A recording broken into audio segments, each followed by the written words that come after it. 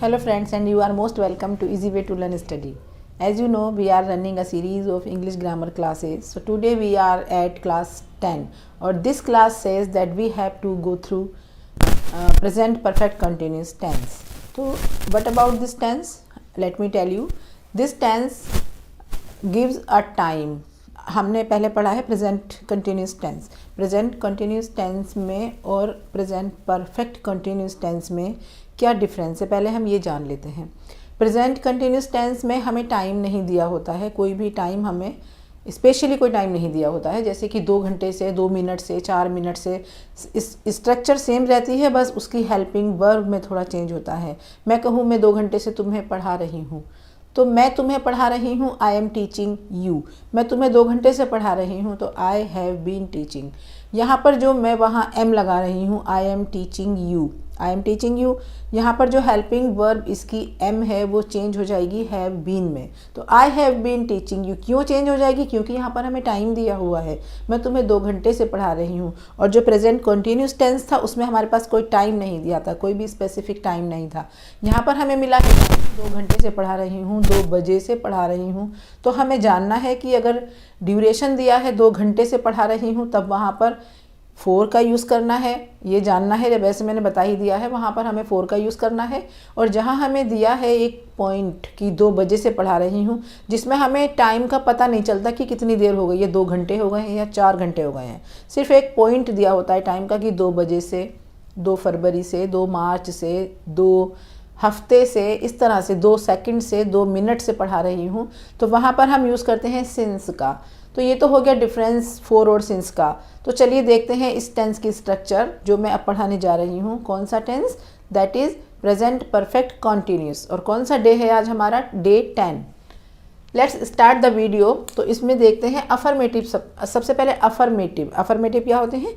जिनमें सिर्फ एक स्टेटमेंट होती है, उसमें कोई नो या क्या ऐसा कुछ वर्ड नहीं होता, कोई क्वेश्चन मार्क नहीं होता, कोई निगेटिव सेंस नहीं होता. सिर्फ अफर्मेटिव मीन्स एक पॉजिटिव सेंस होता है. जैसे मैंने अभी एक सेंटेंस बोला था, मैं तुम्हें पढ़ा रही हूँ, तो ये क्या था? अफर्मेटिव था, क्योंकि इसमें मैं तुम्हें नहीं पढ़ा रही हूँ भी नहीं था और क्या मैं तुम्हें पढ़ा रही हूँ भी नहीं था. अफर्मेटिव की स्ट्रक्चर होगी सब्जेक्ट. सब्जेक्ट क्या होता है? मैंने बहुत पहले भी और हमेशा बताती रही हूँ, नाउन या प्रोनाउन सब्जेक्ट होता है. और किसी का नाम होता है वो नाउन होता है, किसी का नाम के प्लेस पर ही, शी, इट, दे रख देते हैं तो वो प्रोनाउन होता है. तो सब्जेक्ट होगा, सब्जेक्ट के पास सब्जेक्ट के बाद हैज़ या हैव लगेगा. हैज़ या हैव क्यों लगेगा? हैज़ या हैव लगेगा जो कि इसकी स्ट्रक्चर है, और उसके साथ बीन, हैज़ बीन या हैव बीन इसकी स्ट्रक्चर है. तो हैज़ कहाँ लगेगा? जहाँ पर सब्जेक्ट सिंगुलर होगा. और हैव कहाँ लगेगा? जहाँ पर सब्जेक्ट प्लूरल होगा, मतलब मोर देन 1 होगा, एक से ज़्यादा होंगे. एक होगा तो सिंगुलर होगा, एक से ज़्यादा होंगे तो प्लूरल होगा. और उसके बाद हम लगा देंगे verb and plus ING. Verb के साथ ING. ये भी हम पहले से जानते हैं कि जहाँ पर भी कॉन्टीन्यूस लिखा होता है वहाँ पर ING ज़रूर आता है.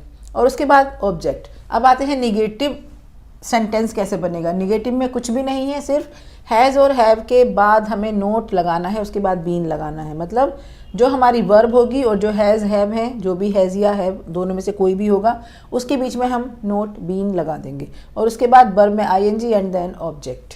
उसके बाद हम आते हैं इंटेरोगेटिव की स्ट्रक्चर पर. इंटेरोगेटिव में क्योंकि ये हैज़ और हैव हमारी हेल्पिंग वर्ब है, हैज़ और हैव हेल्पिंग वर्ब है. आपने हमेशा पढ़ा होगा जो हेल्पिंग वर्ब होती है उसको सब्जेक्ट से पहले लगा देते हैं. सब्जेक्ट ये हो गया, इससे पहले हेल्पिंग वर्ब आ गई. हैज़ या have depend on the situation. Subject depend on subject. Singular है तो हैज़ और प्लूरल है तो हैव. उसके बाद बीन यहाँ पर लगाएंगे, फिर verb and ING and object. Then we come to the WH questions. WH questions क्या होते हैं? जिनमें हमें what, when, why, where, how ये सब यूज़ करना होता है. इससे हमें क्वेश्चन फ्रेम करना होता है, तो हम उसको कहते हैं WH क्वेश्चंस. WH क्वेश्चंस में हम पहले WH क्वेश्चन लगाएंगे जो कि क्या हो सकता है? W से स्टार्ट होते हैं. WH AT what, when, why और हाउ भी होता है, हु भी होता है. तो उसके बाद हम subject and then been. Question word has या हैव, सब्जेक्ट, बीन, वर्ब की फर्स्ट फॉर्म में ING. सभी की फॉर्म फर्स्ट है. ये सभी जितने भी वर्ब हमने ING लगाया है, कभी भी सेकंड फॉर्म में ING नहीं लगता है, हमेशा याद रखिए. सेकंड या थर्ड फॉर्म में कभी भी ING नहीं यूज़ करते हैं. तो verb plus ING and then object. अभी एक सेंटेंस जो भी मैंने लिया था, मैं तुम्हें 2 घंटे से पढ़ा रही हूँ. I am teaching you, I am teaching you, कौन सा टेंस है? Present continuous. क्यों है प्रेजेंट कंटिन्यूस? क्योंकि इसमें सिंपल है बिल्कुल, एम लगा है और आईएनजी लगा है, कोई टाइम नहीं दिया, स्पेसिफिक टाइम हमें नहीं मेंशन किया हुआ है, तो आई एम टीचिंग यू। अब मैं इसको कन्वर्ट करती हूँ प्रेजेंट परफेक्ट कंटिन्यूस में, ये तो था प्रेजेंट कंटिन्यूस, मैं इसको कन्वर्ट कर देती हूँ प्रेजेंट परफेक्ट कंटिन्यूस में। तो कैसे मैं करूँगी इसको? आई हैव बीन, आई एक स्पेशल केस होता है जिसके साथ हम प्लूरल जैसा बिहेव करते हैं। आई हैव बीन टीचिंग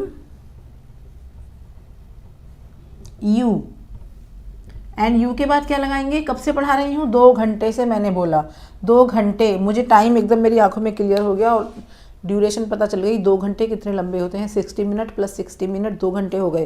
तो अगर हमें ये चीज़ पता चल जाए कि हमें कितना टाइम हो गया, बिल्कुल आंखों के आगे आ जाए सामने कि 2 घंटे हो गए और वो कितना पीरियड होता है, कितना लंबा पीरियड होता है 2 घंटे का, तो हम यूज़ करते हैं 4 का, 4 2 आवर्स। और अगर हमें ना पता चले कि कितने घंटे हो गए हमें पढ़ाते हुए, हमें ये अंदाज़ा ही ना लगे कितनी देर हो गई है, then we will use since 2 o'clock। अब 2 बजे से अगर मैं कहूँ तो उसमें तो 2 घंटे भी हो सकते हैं, है ना, 2 घंटे भी हो सकते हैं और 4 घंटे भी हो सकते हैं। अगर मैं कहती हूँ सिंस 2 o'clock तो मैं यूज़ करूँगी, मैं आपको 2 बजे से पढ़ा रही हूँ। I have been teaching you since 2 o'clock, since 2 week, since 2nd of February, 2nd of March, इस तरह से मैं यूज़ करूँगी। तो हमें पता नहीं चलता है कि कितना लंबा पीरियड हो गया है। जब ना पता चले तो वो होता है पॉइंट ऑफ टाइम, वहाँ पर हम सेंस लगाते हैं। जब पता चल जाए कि कितना टाइम हुआ है या इतना टाइम हुआ है, पता चल जाता है ना, 2 घंटे का 1 घंटे का, तो हम लगाते हैं 4 का यूज़ करते हैं वहाँ पर।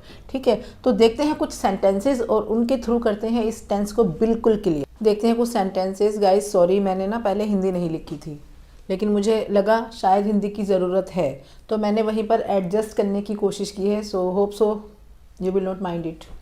ओके, तो sentence number 1 I have taken, that is मैं आपके रिप्लाई का इंतज़ार कर रही हूँ। अब मैं इंतज़ार कर रही हूँ, तो मैं कर रही हूँ, काफ़ी टाइम से कर रही हूँ, है ना, इंतज़ार कर रही हूँ। वैसे तो ये सेंटेंस ऐसे भी बन जाएगा, I am waiting for your reply, I am waiting for your reply. लेकिन क्योंकि हम टेंस ये वाला पढ़ रहे हैं और सही तरीका भी यही है, इसे बनाने का काम चलता है उससे, पर सही तरीका यही है बनाने का। जब हम किसी चीज़ का इंतज़ार कर रहे हैं तो ऑब्वियसली टाइम तो लग ही रहा है ना, कंटिन्यूसली हम इंतज़ार कर रहे हैं। तो I have been waiting for your reply, for so long बहुत देर से हो जाएगा, फॉर 2 days 2 दिन से हो जाएगा, सिंस 2 o'clock 2 बजे से हो जाएगा। ठीक है, पर वो मैंने मेंशन नहीं किया है क्योंकि ये सेंटेंस ऐसे ही बनेगा अगर हम टाइम नहीं भी मेंशन करेंगे। आपको ये समझ आना चाहिए कि उस सेंटेंस में टाइम दिया हुआ है कि अगर कोई काम चल रहा है तो थोड़ा सा लॉजिक लगाना पड़ता है कि वो हमें टाइम का एहसास दिला रहा है, टाइम को शो कर रहा है कि थोड़े टाइम से वो चीज़ चल रही है, कंटिन्यूसली है वो वर्क। उसके बॉस आजकल उसे परेशान कर रहे हैं। अब उसके बॉस परेशान कर रहे हैं आजकल, तो इसका मतलब टाइम ऑफ ड्यूरेशन तो चल रही है ना वहाँ पर। Her boss has been giving her a hard time recently आजकल, हार्ड टाइम परेशान कर रहे हैं। आप वहाँ पर लगा सकते हैं, बोदरिंग भी लगा सकते हैं, वो भी एक अच्छा वर्ड है, और हार्ड टाइम भी मैंने लगाया है। Her boss has been giving her a hard time recently, वो रात दिन काम कर रही है। रात दिन काम करना, वर्किंग डे एंड नाइट।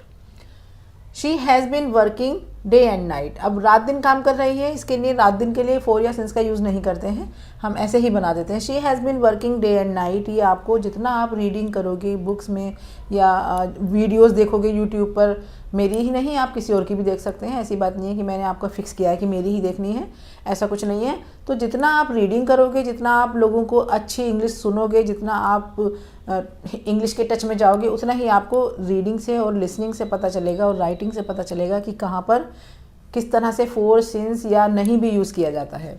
मुझे आजकल सचमुच में बहुत थकान हो रही है। सॉरी, मैंने यहाँ पर लगा दिया है क्वेश्चन मार्क, बट यहाँ लगेगा विराम।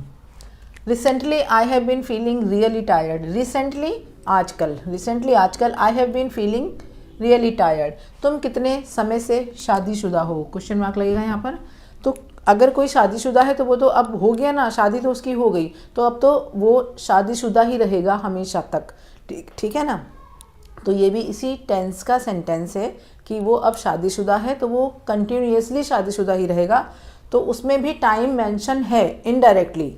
ठीक है, for how long have you been married, for how long you have been, sorry, for how long have you been married. Married ING क्यों नहीं लगाया है? क्योंकि मैरिड अब शादी एक बार हो चुकी है, अब वो रोज रोज शादियां नहीं हो रही हैं, अब एक बार हो चुकी है, पर शादीशुदा वो हमेशा रहेगा, इसलिए हम यहाँ पर मैरिड लगाएंगे। इस केस में भी इस टेंस का यूज़ किया जाता है।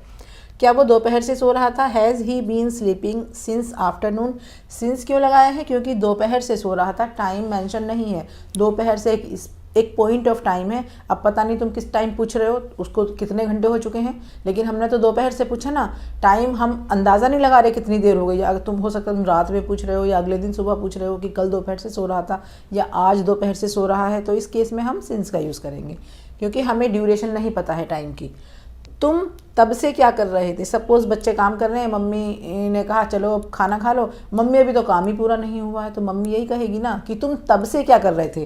तो what have you been doing since then. Then अब पता नहीं कौन सा तब है वो, हम तो पता नहीं किस टाइम मम्मी पूछ रही है कि तब से क्या कर रहे थे। इस केस में हम सिंस का यूज़ करेंगे जब हमें टाइम की ड्यूरेशन पता ही नहीं चल रही है।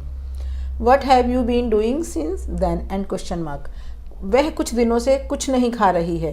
She has not been eating anything. कुछ नहीं एनी थिंग। कुछ दिनों से, कपल ऑफ डेज और सम डेज आप यूज़ कर सकते हैं। सम डेज का भी, फ्यू डेज का भी लगा सकते हैं। She has not been eating anything for a couple of days. Okay guys, तो this is for all for this video, so I will be back soon. Till then, keep watching my videos, keep learning something new and useful. Okay, bye.